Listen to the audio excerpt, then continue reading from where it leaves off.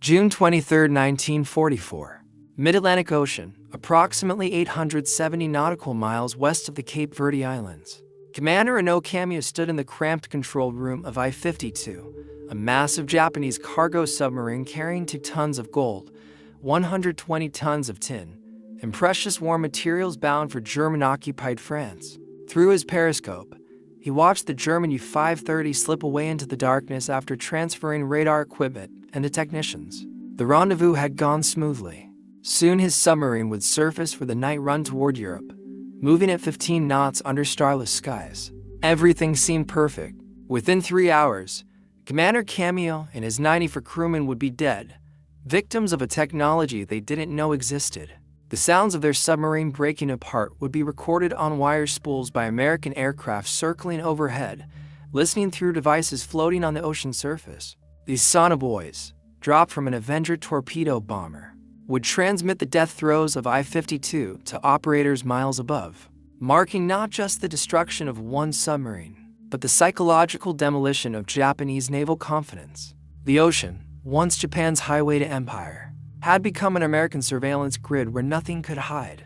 The mathematics of this technological asymmetry were already being written across the Pacific in statistics that would shatter every assumption Japanese submariners held about their capabilities, their mission, and their chances of survival. Between 1941 and 1945, American submarines sank 1,314 Japanese ships, totaling 5.3 million tons.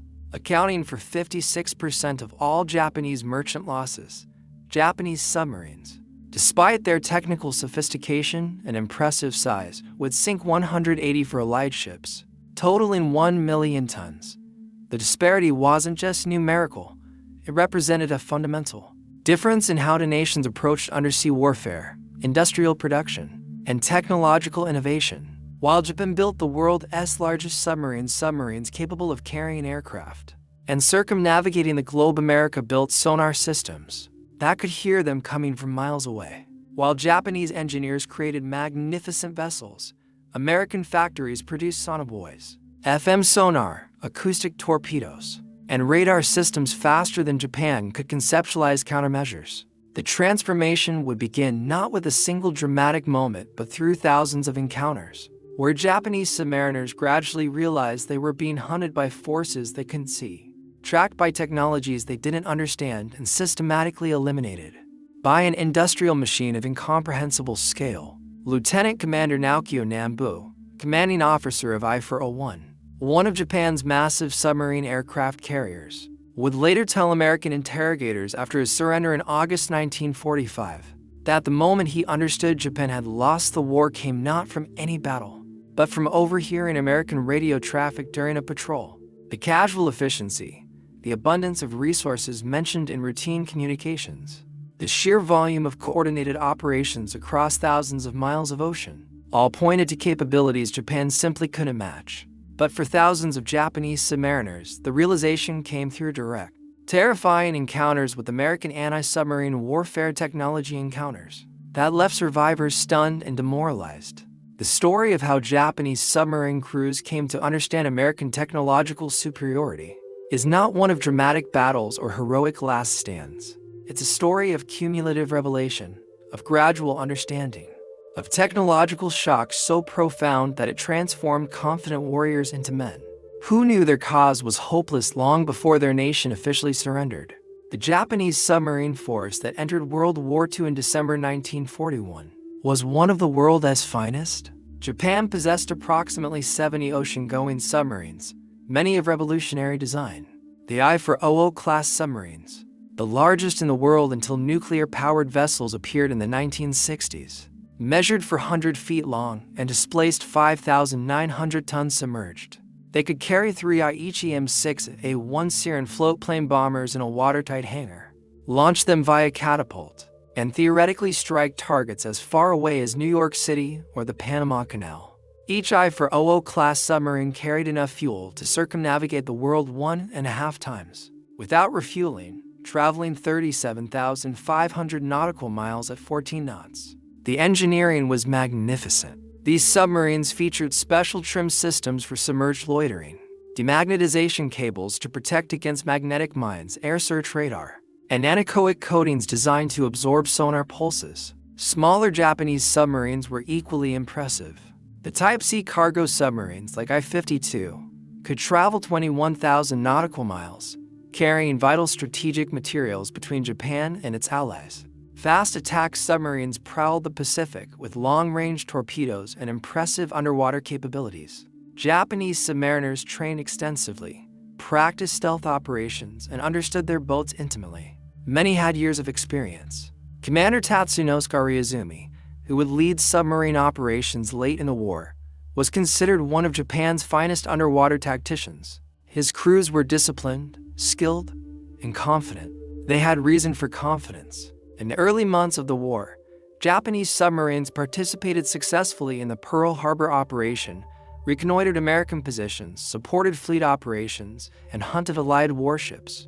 The doctrine emphasized fleet support, protecting Japanese naval assets, conducting reconnaissance, and attacking high-value military targets. Unlike American submarines that would focus on commerce raiding, Japanese submarines were reserved primarily for tactical operations against enemy warships. This strategic decision would prove catastrophic. While Japanese submarines hunted American aircraft carriers, American submarines were systematically destroying the merchant fleet that kept Japan's war economy alive.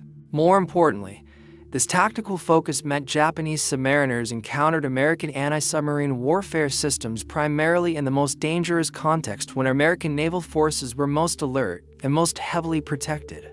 The first encounters with Sonar Buoys occurred in 1944 after American industry had perfected the technology. Sonar Buoys were deceptively simple devices, small, battery-powered sonar units that could be dropped from aircraft and would float on the ocean surface, listening for submarine sounds and transmitting them via radio to the aircraft above.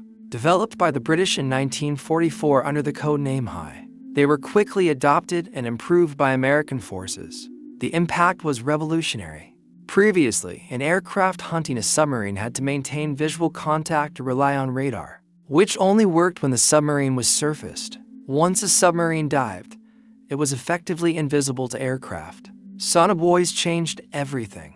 An aircraft could drop a pattern of 5 Sonar Buoys color-coded purple, orange, blue, red, and yellow, creating an underwater listening grid. The aircraft would monitor each buoy in turn, listening for sounds emitted by submarine propellers, machinery, or movement. The technology was so effective that it became standard equipment on anti-submarine aircraft throughout 1944 and 1945. For Commander Ono Kamiya and the crew of I-52, the first indication something was wrong came at 11:40 p.m. on June 23, 1944. Lieutenant Commander Jesse D. Taylor's Avenger torpedo bomber, launched from the escort carrier USS Bogue, detected I-52 on radar while she ran on the surface. Taylor dropped flares that illuminated the massive submarine, then attacked with depth bombs as I-52 crash-dived. The first attack nearly missed, explosions bracketing the submarine as she descended. What happened next revolutionized anti-submarine warfare. Taylor dropped a purple sonar buoy into the water. Within moments, his radio operator heard the distinctive sound of submarine propellers transmitted from the floating device. Taylor could track I-52 underwater, following her evasive maneuvers, predicting her movements, positioning his aircraft for the killing blow. He dropped a Mark 20 for mine code name Fido, an acoustic homing torpedo that locked onto I-52's propeller noise and followed it relentlessly until it struck. The Sonar Buoys recorded everything: the explosion, the sounds of the hull breaking apart. Commander Taylor's crew heard what they described as crackling and crunching noises, like a tin can being crushed. I-52 sank to the ocean floor, 17,000 feet below, taking Commander Kamiya, 90 for crewmen, 14 passengers, and 2 German technicians to their deaths. The Sonar Buoy recordings survived in the National Archives thin wire spools marked Gordon Wire No. 1 and Gordon Wire No. 2, preserving the last moments of a submarine whose crew never knew what technology had killed them. The sinking of I-52 demonstrated capabilities that terrified Japanese submariners. When details filtered through intelligence networks, American aircraft could track submarines underwater. The implications were staggering. Every time a Japanese submarine dived to escape aircraft, it wasn't escaping at all. It was simply hiding from visual observation while remaining perfectly visible to acoustic sensors. American hunter-killer groups, centered around escort carriers like USS Bogue, combined radar, Sonar Buoys, and acoustic torpedoes into integrated systems that transformed submarine hunting from chance encounter into systematic elimination. USS Bogue's task force alone sank 13 German and Japanese submarines between February 1943 and July 1945. Using these methods repeatedly, Japanese submariners began reporting strange experiences. Aircraft would appear over diving positions with impossible accuracy. Depth charges would fall in precise patterns despite the submarine being hundreds of feet deep. Torpedoes would follow evasive maneuvers as if guided by invisible hands. They were being hunted by technologies their own Navy hadn't deployed, couldn't counter, and barely understood. The psychological impact deepened with Operation Barney in June 1945, when 9 American submarines equipped with FM sonar penetrated the Sea of Japan through heavily mined straits that Japanese planners had considered impregnable. The Sea of Japan was supposed to be Japan's safe haven, protected by 4 lines of underwater mines in the Tsushima Strait. Japanese merchant shipping moved freely there, believing submarines couldn't navigate the minefields. FM sonar, developed specifically to detect underwater obstacles, emitted a distinctive chime whenever mines were detected, a sound American submariners dubbed Hell's Bells. The technology allowed submarines to map entire minefield patterns, identify safe passages, and navigate through barriers Japanese engineers thought would stop any underwater approach. On June 4, 1945, the first 3 submarines, USS Sea Dog, USS Crevalle, and USS Spadefish, entered Tsushima Strait submerged, their FM sonar painting pictures of the minefield on electronic screens. The Hell's Bells chimed constantly as they wove between mines, spaced sometimes only 50 yards apart. After 20 hours underwater, all 3 submarines emerged safely into the Sea of Japan. 2 more groups followed, and within days, 9 American submarines were operating freely in waters Japan had considered absolutely secure. The hunting was spectacular. Between June 9th and June 24, 1945, the 9 submarines sank 28 Japanese ships totaling 54,786 tons, including a submarine and a destroyer. They operated with impunity, surfacing at night to charge batteries, submerging during the day to attack shipping that believed itself safe from undersea threat. The Japanese Naval Command was stunned. Intelligence reports began flowing in describing submarine attacks inside the Sea of Japan. Survivors reported American submarines operating freely, attacking at will, escaping without difficulty. The psychological blow was immense. If American submarines could penetrate the most heavily defended waters, if they possessed technology that could navigate through minefields that had taken years to lay, then nowhere was safe. The ocean itself had become enemy territory. Japanese submarine commanders operating in these waters understood the implications immediately. They were being hunted by forces possessing technological capabilities Japan couldn't match. Every patrol became an exercise in survival rather than combat effectiveness. The technological gap extended far beyond sonar. American submarines possessed radar sets that could detect surface contacts at ranges exceeding 20 miles in good conditions. Japanese submarines didn't receive radar until June 1944, and even then only in limited quantities with performance inferior to American systems. This meant American submarines could detect Japanese vessels long before they were detected in return, could track targets from beyond visual range, and could position themselves for attacks with information advantages Japanese commanders couldn't counter. American submarines also benefited from ultra-intelligence, the code-breaking operation that decrypted Japanese naval communications. American forces knew Japanese submarine schedules, patrol areas, supply routes, and operational plans, often before Japanese submarines received their orders.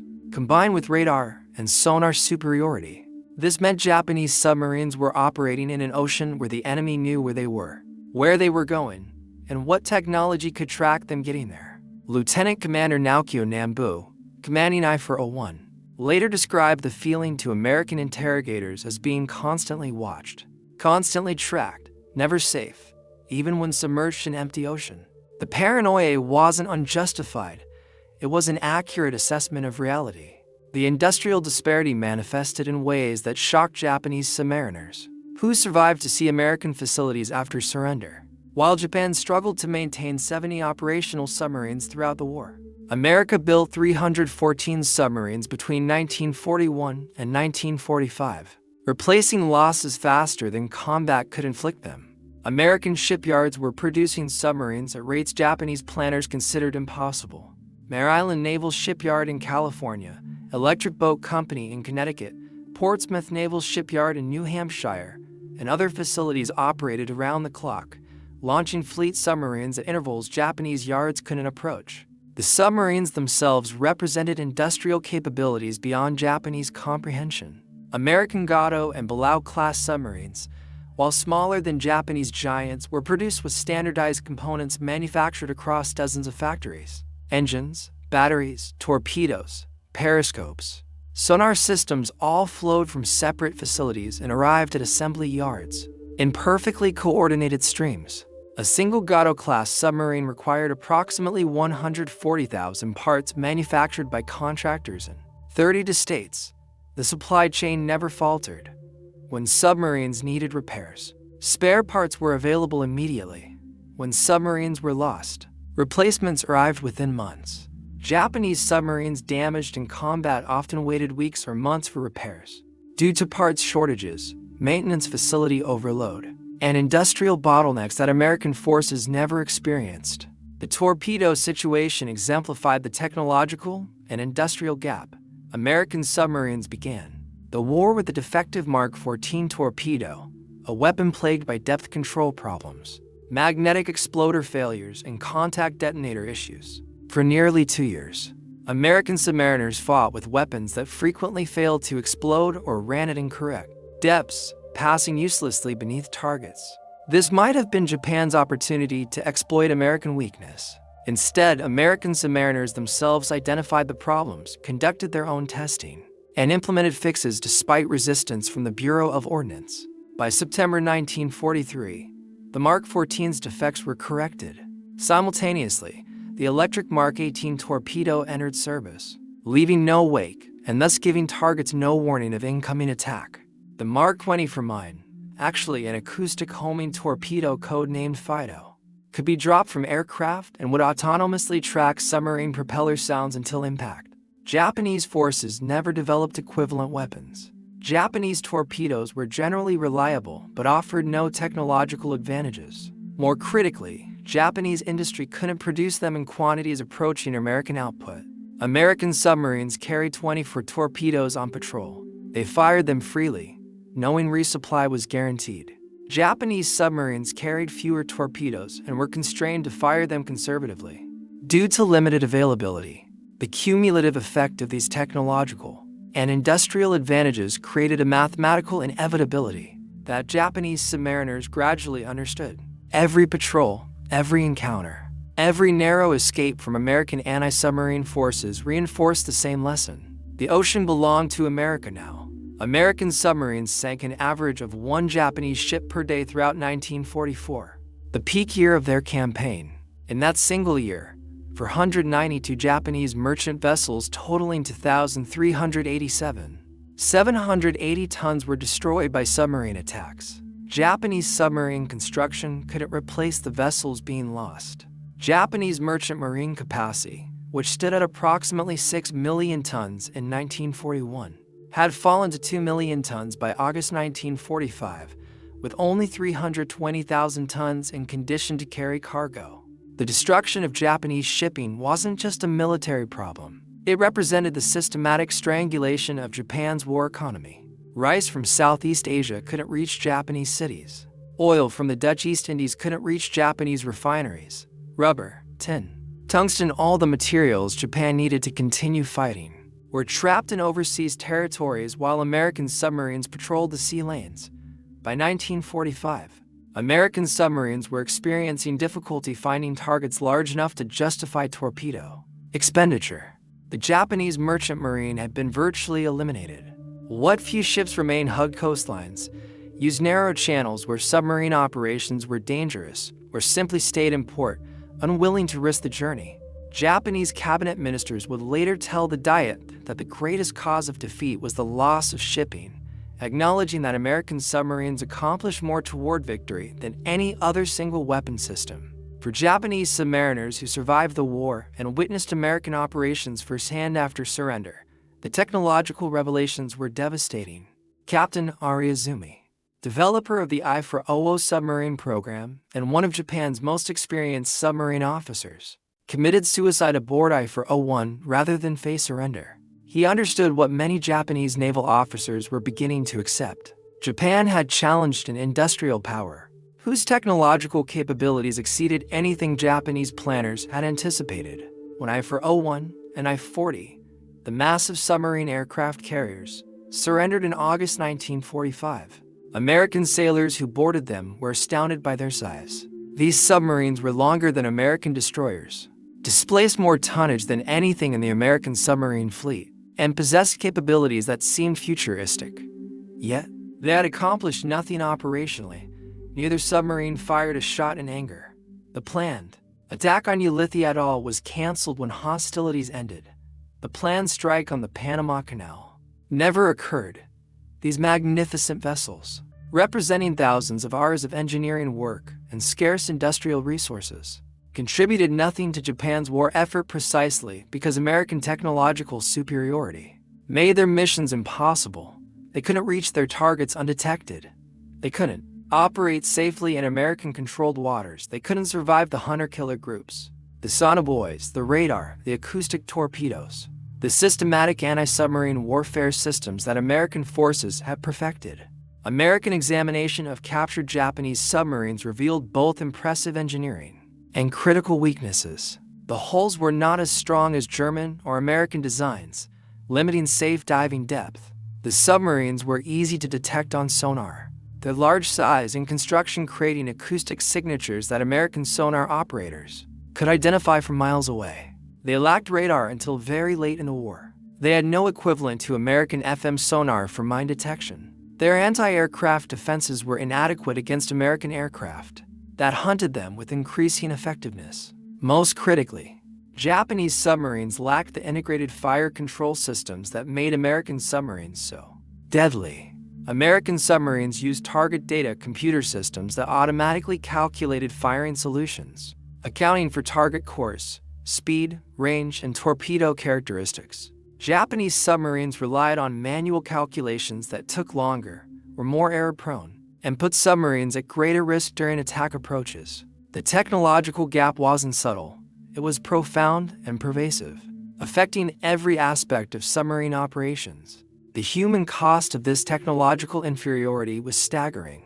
Japan lost 130 submarines during the war, representing approximately twice the percentage loss rate of American submarines. Of the 70 submarines Japan possessed in December 1941 plus those built during the war, most were destroyed by American anti-submarine forces using the very technologies Japanese submariners had come to fear: sonar, radar, aerial attack, depth charges, and systematic hunter-killer operations. Approximately 10,000 Japanese submariners died during the war, a casualty rate exceeding 70%. Submarine service, initially considered prestigious and honorable, became recognized as a death sentence by war's end. Young men assigned to submarine duty understood they likely wouldn't survive. Families mourned sons departing for submarine training, knowing the statistical odds. The Japanese submarine force, which had entered the war with confidence and pride, ended the war as a broken arm of a defeated navy, its survivors demoralized and its capabilities nullified by technological inferiority.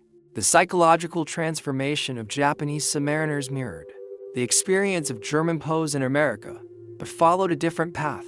Where German prisoners witnessed American abundance and prosperity directly, Japanese submariners experienced American technological superiority. Through lethal encounters at sea, both groups reached the same conclusion through different evidence. Japan and Germany had challenged nations whose industrial and technological capabilities exceeded anything Axis powers could match. For Japanese submariners who surrendered in August 1945, the evidence of American superiority was overwhelming and undeniable. They were brought aboard American submarines and shown technology they had never seen. They toured American naval facilities and witnessed production capabilities that explain why American forces never seemed to run short of anything. They saw the Sonar Buoys that had hunted their comrades. They examined the FM sonar that had allowed American submarines to penetrate minefields. They studied the radar systems that gave American submarines eyes beyond visual range. They handled the acoustic torpedoes that had destroyed so many Japanese submarines. Lieutenant Commander Nambu, taken aboard USS Segundo after surrendering I-401, was given a tour of the American submarine by Lieutenant Commander Stephen L. Johnson. Nambu examined Segundo's radar, her sonar systems, her fire control computer, and her torpedo loading mechanisms. Everything was more advanced than equivalent Japanese systems. More importantly, everything worked reliably. Equipment didn't break down. Systems functioned as designed. American submariners operated their boat with casual confidence. That came from knowing their technology was superior and their support was guaranteed. Johnson's crew had survived 9 war patrols, sunk Japanese vessels, evaded enemy anti-submarine forces, and expected to survive the war. Japanese submariners had no equivalent confidence. They operated knowing American technology could find them, track them, kill them. The psychological burden was immense. Nambu later told interrogators that the moment he understood Japan had lost was when he heard of Hiroshima or Nagasaki. But months earlier, when he monitored American radio traffic and heard the casual efficiency with which American forces coordinated operations across thousands of miles of ocean, the sheer scale of American operations, the abundance of resources mentioned in routine communications, the technological sophistication implied in everyday procedures all pointed to capabilities Japan simply couldn't match. The evidence continued to accumulate during the months after surrender. Japanese submariners were brought to American bases in Japan, to Sasebo, where captured submarines were studied, to Tokyo Bay, where surrender ceremonies occurred with American submarines prominently displayed. Vice Admiral Charles A. Lockwood, commander of Submarine Force Pacific, made a point of having his flag hoisted aboard the I-400 and I-401 during the surrender ceremony on September 2, 1945, aboard USS Missouri. The symbolism was clear. American submarines had defeated Japanese submarines through technological and industrial superiority. When I-400 and I-401 were taken to Hawaii for detailed examination by American naval engineers, Japanese crew members accompanied them as technical advisors. They watched American engineers disassemble their boats methodically, photographing every component, measuring every dimension, documenting every system. The Americans were thorough, professional, and impressed by some aspects of Japanese engineering. But they were not intimidated. American engineers had seen these submarines and understood them. They had defeated them not through superior seamanship, but through superior technology deployed with overwhelming industrial capacity. The final revelation came when I-400, I-401, and other captured Japanese submarines were taken to sea off Hawaii and deliberately sunk as target ships in mid-1946. The decision was driven partly by Soviet demands to examine the submarines. American forces refused to let Soviet engineers study Japanese submarine technology, so they destroyed it. But the symbolism resonated with Japanese submariners who learned of the decision. Their finest submarines, vessels that represented Japan's technological apex, vessels that could carry aircraft across the Pacific and strike American cities, were destroyed casually by forces that no longer needed them for study. American submarine technology had advanced beyond anything Japanese boats could teach. The vessels that had once represented Japanese naval power were reduced to target practice, their destruction barely noted in American records. For Japanese submariners, the message was clear. Japan had built impressive submarines, but America had built technology that made them obsolete. The ocean had never truly been Japan's. It had simply taken time for American technological and industrial superiority to manifest fully. The lessons learned by Japanese submariners spread through post-war Japan as survivors returned home and shared their experiences. Many wrote memoirs describing their shock at American technological capabilities. Others gave lectures to Japanese self-defense force personnel about the importance of technological parity in modern warfare. The submarine veterans associations that formed in the 1950s and 1960s focused heavily on understanding what had gone wrong, why Japan's submarine force had achieved so little despite impressive engineering. The conclusions were unanimous: technological inferiority, industrial weakness, and strategic misuse had doomed Japanese submarines from the start. No amount of courage, skill, or determination could overcome the fundamental asymmetry in capabilities American submarines operated with. Technological advantages at every level: detection, fire control, communication, navigation, and logistics. Japanese submarines, regardless of how well designed or skillfully operated, were fighting from positions of permanent disadvantage. The submariners who learned this lesson carried it into Japan's post-war reconstruction, influencing industrial policy, technological development, and military planning for decades. The economic miracle that transformed Japan in the 1950s and 1960s was partly informed by lessons learned during the war. Japanese industry focused on technological excellence, quality control, and competitive advantage rather than size or grandeur. The I-400 submarines had been impressive but ineffective. Post-war Japan built smaller, more reliable, more technologically advanced products. The emphasis shifted from creating impressive individual achievements to building integrated systems that worked reliably. Sony, Toyota, Honda, and other Japanese companies that became global leaders learned from military failures. During the war, they understood that technological superiority required not just good ideas, but complete systems, reliable production, quality assurance, and continuous improvement. Former Japanese naval officers, including submarine veterans, took positions in these companies and influenced their development. The lessons of American technological superiority during the war shaped post-war Japanese industrial philosophy. The transformation was complete when Japan Maritime Self-Defense Force submarines began incorporating American technology in the 1960s and 1970s. Japanese submariners trained with American instructors, learned American tactics, used American sonar systems, and operated boats designed with American assistance. The former enemies became allies, united by the recognition that technological excellence and industrial capacity determined outcomes in modern warfare. For Japanese submariners who had experienced the war, this transformation vindicated their post-war assessment. Japan needed to match American technological capabilities, not just admire them from a position of inferiority. By the 1980s, Japan's submarines were among the world's finest, incorporating lessons learned through painful defeat. The circle was complete. The submariners who had been hunted by American sonar now built submarines using equivalent technology, having learned through defeat what victory had taught their former enemies. The recordings of I-52's destruction, preserved on wire spools in American archives, remain as testimony to a technological revolution in warfare. Modern analysis of those recordings by Johns Hopkins University Applied Physics Laboratory confirmed that acoustic homing torpedoes, guided by sounds transmitted through Sonar Buoys, destroyed I-52 conclusively. The technology that killed Commander Cameo and his crew in June 1944 represented capabilities Japan never matched throughout the war. Those same capabilities, refined and improved, became standard in modern navies worldwide.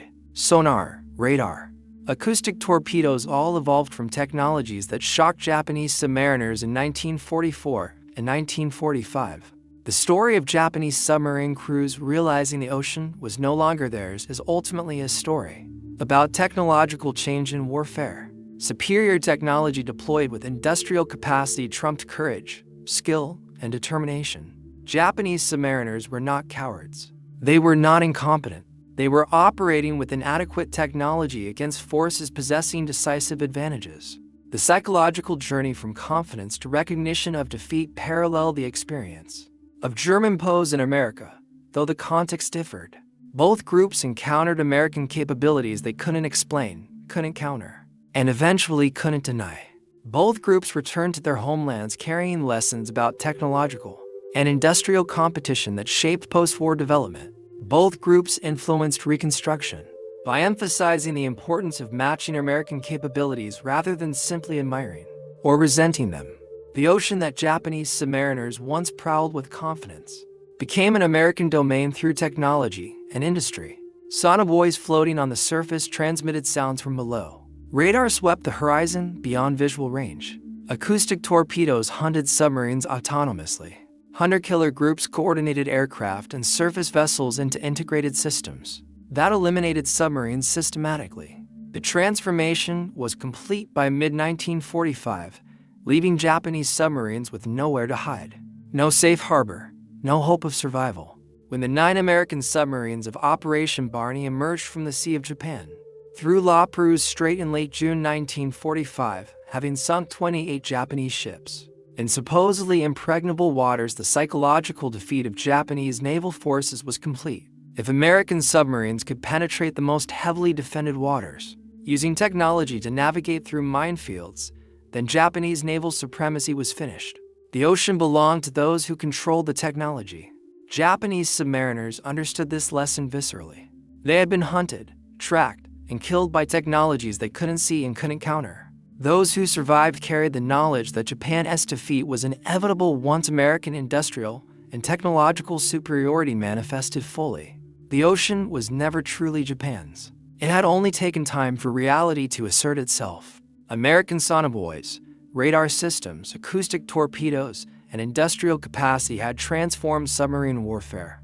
Japanese submariners, regardless of their skill or courage, were operating in an environment where the enemy possessed decisive technological advantages. The realization came gradually through accumulated encounters, close escapes, and reports from other submarines. By 1945, it was universal among survivors. The ocean was no longer theirs. It belonged to the nation that built the technology to control it. America had won the undersea war not through superior seamanship, but through superior science, engineering, and industrial capacity. The legacy endures in modern naval warfare. Sonar remains fundamental to submarine operations. Acoustic torpedoes are standard weapons. Sonar Buoys, vastly improved from 1944 versions, patrol oceans worldwide, dropped from aircraft and ships. The technological revolution that shocked Japanese submariners in 1944 continues evolving, with modern submarines using capabilities that would astound both American and Japanese forces from World War II. But the fundamental lesson remains unchanged. Technological superiority backed by industrial capacity determines outcomes in modern warfare. Japanese submariners learned this lesson through defeat. They carried it into post-war reconstruction. They influenced Japanese industrial development and military planning for generations. The submarines that once represented Japanese naval power now rest as museum pieces or lie on ocean floors, monuments to engineering skill rendered obsolete by superior technology. The crews who operated them learned lessons that shaped nations' lessons about the importance of technological competition in determining which nations prosper and which fail. The story of Japanese submarine crews intercepting American Sonar Buoys and realizing the ocean was no longer theirs stands as testament to technological change in warfare. From confidence to recognition of defeat, from presumed superiority to acknowledgement of inferiority, the journey transformed not just individuals but influenced nations. The ocean changed hands not through surface battles, but through invisible technologies floating on waves, listening beneath them, transmitting data to forces that hunted with scientific precision.